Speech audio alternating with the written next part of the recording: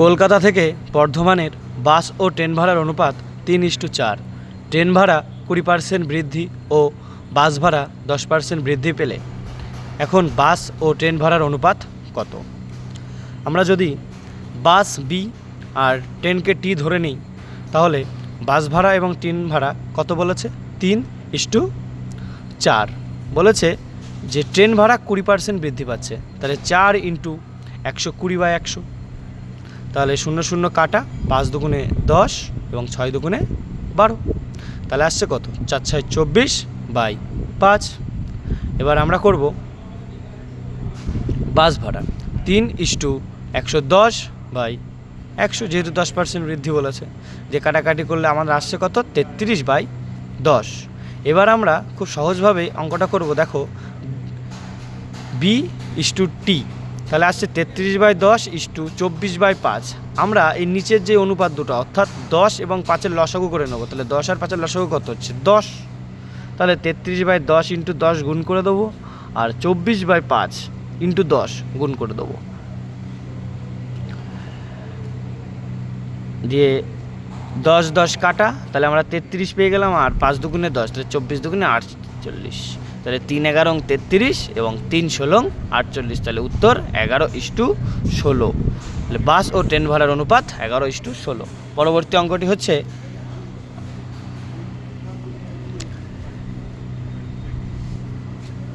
একটি সংখ্যা প্রথমে 10% বৃদ্ধি পেয়ে পরে 10% কমে গেল, এক্ষেত্রে সংখ্যাটি কত হবে? এই অঙ্কটা আমরা a + b + ab/100-এর যে একটা সূত্র আছে, সেই সূত্রতেও করতে পারি, এছাড়াও আমরা এভাবেও করতে পারি। বলেছে 10% বৃদ্ধি, আমরা যদি 100 ধরে নিই, তাহলে 10% বৃদ্ধি হলে 110, আর 10% হ্রাস বলেছে বা কমে যায় বলেছে, তাহলে 90। তাহলে 0 0 কেটে দিলাম, 0 0 কেটে দিলাম, তাহলে 10 10 কে 100 এবং 9 11 99, তাহলে 100 থেকে 99 হয়েছে, তাহলে কত পার্সেন্ট কমেছে? 1%, তাহলে 1% কমে গেল। অঙ্কটা তাহলে বুঝতে পারছো, এই অঙ্কগুলো আমরা a + b + ab/100 এর যে সূত্রটা আছে না, সেই ধরনের সূত্রটাও আমরা অ্যাপ্লাই করতে পারি। সেই সূত্রটা আমরা এখানে লিখে দিচ্ছি, তোমরা নোট করে রাখবে। a + b + ab/100। পরবর্তী অঙ্কটি বলছে একটি ব্যক্তি তার বেতনের 75% খরচ করে, তার বেতন 20% বাড়লো এবং খরচ 10% বাড়লো, তার সঞ্চয় কত বাড়লো? আমরা যদি তার বেতন টোটালটাকে 100 ধরে নিই, বলছে তার বেতনের 75% সে খরচ করছে, অর্থাৎ তার আয় কত? তার আয় আমরা ধরে নিই 100, তার বেতনের 75% সে খরচ করছে, অর্থাৎ তার আয় 100 হচ্ছে, আর খরচ করছে কত? সে 75, তাহলে সঞ্চয় কত হবে? 25। তাহলে দেখো আয়, খরচ এবং সঞ্চয় আমরা তিনটেই লিখে নিলাম, দিয়ে 100 75 এবং 25, তাহলে আয়, খরচ এবং সঞ্চয় আমরা উভয়ই পেয়ে গিয়েছি। তাহলে 120। এবার পরে বলছে তার বেতন 20% আবার বেড়েছে, তাহলে প্রথমে 100 ছিল, তারপর 120 হয়েছে, দিয়ে তারপর বলছে যে এবং খরচ 10% বাড়লো। মোট খরচ আগে ছিল কত? 75, তার 10% বৃদ্ধি, 110/100, তাহলে 0 0 কাটা, 5 দুগুণে 10, 5 15 75, তাহলে হচ্ছে 15 11 কত হয়? 5 একে 5, 1 একে 1, 165, তাহলে 165/2। এটাকে আমরা পয়েন্টে নিয়ে আসবো, তাহলে কি হচ্ছে? 8 দুগুণে 16 আর 2 দুগুণে 4, 1 পয়েন্টের জন্য দশমিক দিয়ে 0 দিয়ে আসলো কত? 5 দুগুণে 10, তাহলে 82.5, অর্থাৎ 75 টাকা আগে খরচ করছে, এখন 82.5 টাকা খরচ করছে, তাহলে তার সঞ্চয় কত হচ্ছে? তাহলে 120 থেকে আমরা যদি 82.5 বিয়োগ করে দিই, তাহলে আমাদের মোট সঞ্চয় পেয়ে যাচ্ছি। তাহলে সঞ্চয় আমাদের কত হচ্ছে? 37.5। তাহলে আগে ছিল সঞ্চয় কত? 25, এখন সঞ্চয় কত হচ্ছে? 37.5। বলছে তার সঞ্চয় কত বাড়লো? আগে ছিল 25, এখন হচ্ছে 37.5, তাহলে 37.5 থেকে 25 বাদ দিলে থাকছে কত? 12.9। তাহলে এই 12.9 কার ওপরে হচ্ছে? আগে যেটা ছিল অর্থাৎ 25-এর ওপরে হচ্ছে, আর যেহেতু দশমিক তুলে দিয়ে তাই 0 নিয়ে আসলাম, ইন্টু আমরা পার্সেন্টেজ যেহেতু বলেছে তাই 100 গুণ করে দেবো, দিয়ে আসছে 0 0 কাটা, 5 25-এ 125, 25 10-এ তাহলে আসলো কাটাকাটি করে 50%। দেখো পরবর্তী অঙ্কটি খুবই সুন্দর অঙ্ক। এটা একটা দারুণ কনসেপ্ট কাজ করেছে। বলছে একটি পরীক্ষার্থীর 65% পাস করে, যদি 420 জন ফেল করে তবে মোট পরীক্ষার্থীর সংখ্যা কত? আমরা এখানে মোট পরীক্ষার্থী কত পেয়ে গেছি? মোট পরীক্ষার্থী আমরা ধরে নিই 100, তাহলে তার বলছে যে পরীক্ষার্থীর 65% পাস করেছে, অর্থাৎ 35% ফেল করেছে। আর বলেই দিয়েছে যে যদি 420 জন ফেল করে, অর্থাৎ এই 35 জন সমানই তো 420 নাকি? তাহলে আমরা করি যে 35 সমান 420, তাহলে 1 সমান কত? 420/35, তাহলে আসছিল কত? তাহলে ইন্টু 100% সমান কত? অর্থাৎ 100। আমরা মোট ধরেছি তো 100 না, দিয়ে কাটাকাটি করে আমাদের উত্তর আসছে কত? 1200। অঙ্কটা যদি বুঝতে না পারো তাহলে কমেন্ট বক্সে জানাও। এবার পরবর্তী অঙ্কটি হচ্ছে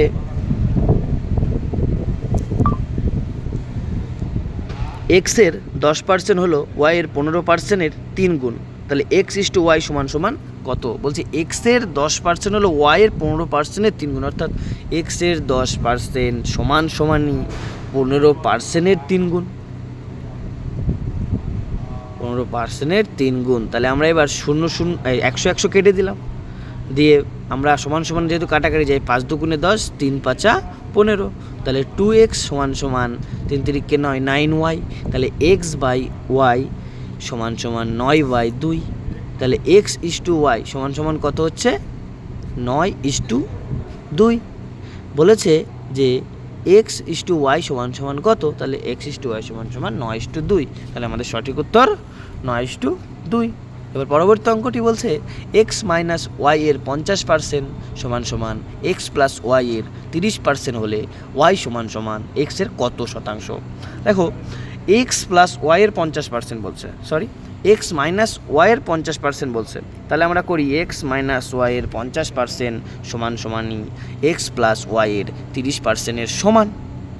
তাহলে আমরা যদি প্রথমেই এই 100 কেটে দিই তাহলে আমাদের অঙ্কটা খুব সহজ হয়ে চলে আসছে। দেখো তাহলে বলছে 50x 0 কেটে দিয়েছি, তাহলে 5x minus 5y সমানই 3x plus 3y, তাহলে 5x ওই 3x কে আমরা সমান এই পাশে নিয়ে আসবো, তাহলে 5x মাইনাস 3x সমান 3y মাইনাস 5yকে আমরা প্লাস 5y করবো, যেহেতু সমানের এই পাশে আসছে, তাহলে আমাদের আসছে কত? 5x থেকে 3x বাদ দিলে 2x সমানই 5x plus 3x 8y, তাহলে আসছে x/y সমান 8/2, তাহলে x/y সমান 4:1। বলেছে y সমান x এর কত শতাংশ? y এর মান কত? 1, তাহলে 1 সমান কি হচ্ছে? তাহলে 4 × x/100, তাহলে আমরা 4 × 25 100, তাহলে x এর মান 25, তাহলে y সমান x এর কত শতাংশ? 25%। তাহলে অঙ্কটি আমরা পেয়ে গেলাম উত্তর। এবার পরবর্তী অঙ্কটি হচ্ছে 6টি পেনের মধ্যে প্রথম 5টির গড় মূল্য 12 টাকা এবং শেষ 5টির গড় মূল্য 16 টাকা। প্রথম পেনটির দাম 50 টাকা হলে শেষ পেনটির দাম কত? দেখো আমরা যদি বলছে 6টি পেনের মধ্যে প্রথম 5টি, আমরা যদি 1 2 3 4 এবং 5, এই প্রথম 5টি হলো। এবার শেষ 5টি বলছে 2 3 4 5, শেষ 5টি হয়ে গেল। বলছে এবার আমরা 2 দিয়ে কেটে দিলাম, 3 3 4 4 5 5 কেটে দিলাম, তাহলে 1 আর 6 পড়ে থাকলো। বলেছে যে 5টির গড় মূল্য 12, তাহলে 5 12 60, আর বলছে যে 5টির গড় মূল্য 16, তাহলে 5 16 80, তাহলে 1 - 6 সমান 60 - 80, হ্যাঁ কি না? তাহলে 1 - 6 সমান 60 - 80। আর আমাদেরকে বলেছে যে প্রথম পেনটির দাম 50 টাকা। আমরা যদি প্রথম পেনটি, যেহেতু এখানে 1 বলেছে, তাহলে 1-এর জায়গায় যদি 50 ফুট করে দিই তাহলে অঙ্কটা আরও সহজে আসছে, তাহলে তাই করেছি। 1-এর জায়গায় আমরা 50 ফুট করে -6 সমান 60-এর থেকে 60 - 80 হলে -20 হয়, তাহলে -6 সমান 20 - 50, তাহলে -6 সমান -70, তাহলে আমাদের কি আসছে যে শেষ পেনটির দাম 70 টাকা। এবার আমরা পরবর্তী অঙ্কটি করব।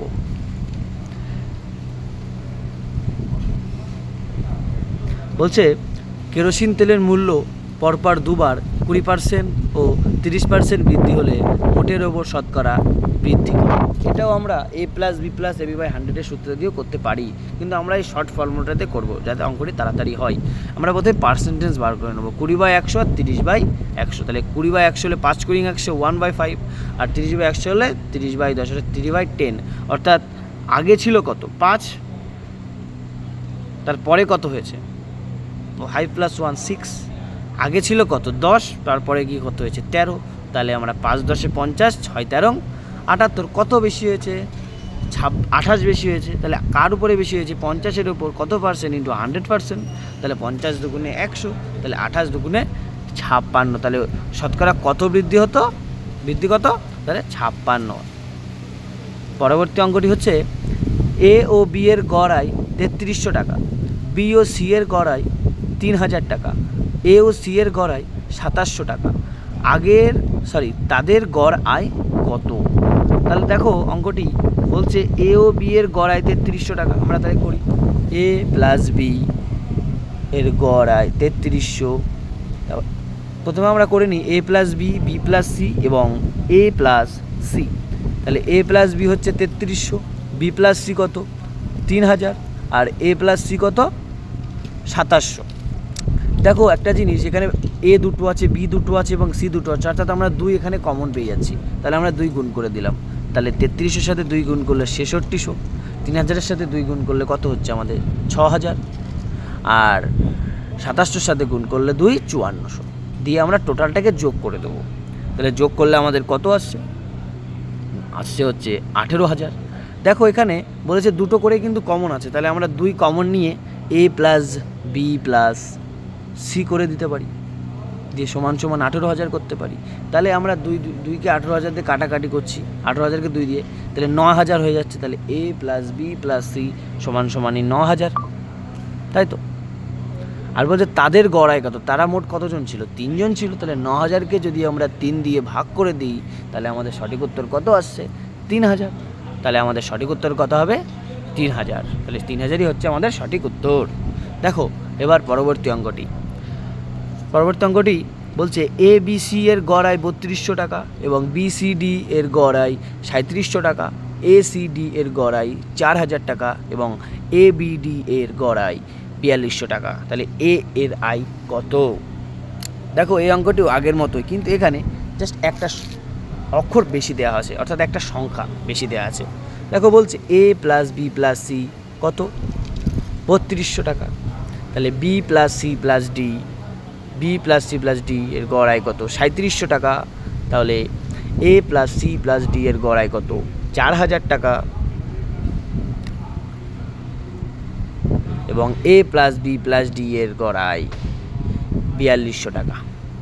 দেখো একটা জিনিস, এখানে এ আছে 3টে, বিও আছে 3টে এবং সিও আছে 3টে, অর্থাৎ 3 করে গুণ করে দেবো। তাহলে 3 32-এ 3 দুগুণে 6, 3 তিরিকে 9, 96,000, 96,600। আর 3 তিরিশ ওটা কত আছে 3 3700, অর্থাৎ 11100। তারপর এটা হচ্ছে 4000, 3 4 12000, আর 4200 অর্থাৎ 12600 দিয়ে তারপরে হচ্ছে 3 কমন নিয়ে নেবো, যেহেতু এখানে 3টে সংখ্যায় কমন আছে। দিয়ে A plus B plus C plus D সমান সমানই আমাদের টোটালটা কত 45300। তাহলে 3 15 45, 3 100 300। তাহলে A plus B plus C plus D কত হচ্ছে 15100। আর আমাদের বলেই দিয়েছে যে B plus C plus D সমান সমানই 37, B plus C plus D সমান সমানই 11100। তাহলে B plus C plus D 11100 পেলাম, আর মোট আমরা 1500 পেয়েছি। তাহলে মোট 15100 থেকে যদি আমরা 11100 বাদ দিয়ে দিই, তাহলে যে বাকিটা হবে সেটাই হচ্ছে এ এর আয়। তাহলে বাকিটা কত 4000। তাহলে এ এর আয় কত 4000 টাকা। তার পরবর্তী অঙ্ক, 4টি সংখ্যার মধ্যে প্রথম 3টির গড় 15 এবং শেষটির গড় 16। যদি শেষ সংখ্যাটি 19 হয় তবে প্রথম সংখ্যাটি কত?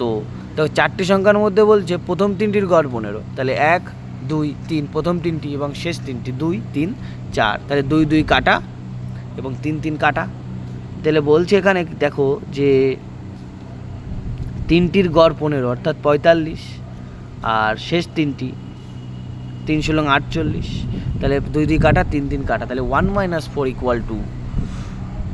-3। 45 থেকে 48 বাদ দিচ্ছি, বড় সংখ্যা থেকে ছোটো সংখ্যা থেকে বড় সংখ্যা বাদ দিলে মাইনাসে চলে যায়, তাহলে 1 - 19 19 কেন, যেহেতু শেষ সংখ্যাটি 19 বলে দিয়েছে, সমান সমানই -3, তাহলে 1 সমান সমান -3 প্লাস 19, তাহলে প্লাসে মাইনাসে মাইনাস, তাহলে 19-এর থেকে 3 বাদ দিলে 16, তাহলে 1 সমান সমান 16, তাহলে প্রথম সংখ্যাটি কত? 16। এর পরবর্তী অঙ্কটি বলছে 3টি সংখ্যার গড় 30, আরও একটি সংখ্যা যুক্ত হলে সংখ্যাগুলির গড় 40 হয়, তাহলে নতুন সংখ্যাটি কত? বলছে 3টি সংখ্যার গড়ই হচ্ছে 30। দেখো খুব সহজ অঙ্ক, 3টি সংখ্যার গড় 30 হলে 3 3 90 মোট, আর একটি সংখ্যা যুক্ত হলে অর্থাৎ 4টি সংখ্যা হয়ে গেছে দিয়ে গড় 40 হয়ে যায়, তাহলে 4 × 40 সমান সমানই 160। তাহলে মোট 160-এর থেকে যদি 90 বিয়োগ করে দিই তাহলে আমরা নতুন সংখ্যাটি পেয়ে যাব। তাহলে 160-এর থেকে 90 বিয়োগ করলে আমাদের কত হচ্ছে? 70। তাহলে আমাদের সঠিক উত্তর 70। এবার দেখো পরবর্তী অঙ্কটি বলছে 3টি সংখ্যার মধ্যে দ্বিতীয়টি প্রথমটির দ্বিগুণ এবং তৃতীয়টির 3 গুণ, তাহলে সংখ্যা 3টির গড় 44 হলে বড় সংখ্যাটি কত? বলে 3টি সংখ্যার মধ্যে দ্বিতীয়টি প্রথমটির দ্বিগুণ, তাহলে আমরা প্রথম দ্বিতীয় এবং তৃতীয় ধরে নিলাম। বলছে 3টি সংখ্যার মধ্যে দ্বিতীয়টি প্রথমটির দ্বিগুণ, দ্বিতীয়টিকে যদি আমরা 6 ধরি তাহলে প্রথমটির দ্বিগুণ অর্থাৎ প্রথমটি 3, তাহলে তৃতীয়টি 2 কেন হচ্ছে? বলছে তৃতীয়টির 3 গুণ অর্থাৎ তৃতীয়টি 2 গুণ 3 সমান সমানই 6 হচ্ছে, আর বলছে যে 3টির গড়ই হচ্ছে 44, তাহলে 11/3 সমান সমানই 44 দিয়ে কাটাকাটি করলে আসছে কত? 12। আর বলছে বড় সংখ্যাটি কত? বড় সংখ্যা এখানে কত? 6, তাহলে 6 × 12 72, তাহলে সঠিক উত্তর 72। এর পরবর্তী অঙ্কটি হচ্ছে 5টি সংখ্যার গড় 18, একটি সংখ্যা বাদ দিলে তাদের গড় 16, বাদ দেওয়া সংখ্যাটি কত? 5টি সংখ্যার গড় কত? 18, তাহলে 5 18 90, একটি সংখ্যা বাদ দিলে তাদের গড় 16 হয়ে যাচ্ছে, অর্থাৎ 4টি সংখ্যা হয়ে গেল, তাহলে গড় কত? 16, 4 16 64, তাহলে 90-এর থেকে 64 বাদ দিলে আমাদের কত হচ্ছে? তাহলে 90 থেকে 64 64 আর 6 70, তার মানে হচ্ছে 26। তাহলে আমাদের সঠিক উত্তর কত? 26। এবার আমরা আসব পরবর্তী অঙ্কটিতে।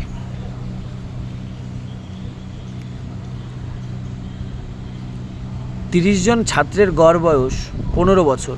20 বছর বয়সের এক ছাত্রের পরিবর্তে 2 জন ছাত্র ভর্তি হলো, যাদের বয়সের পার্থক্য হয়ে গেল 5 বছর। তাহলে বর্তমানে সমস্ত ছাত্রের গড় 15 বছর হলে নতুন কম বয়সী ছাত্রের বয়স কত? তাহলে 30 জন ছাত্রের গড় বয়স 15 অর্থাৎ মোট কত? 450।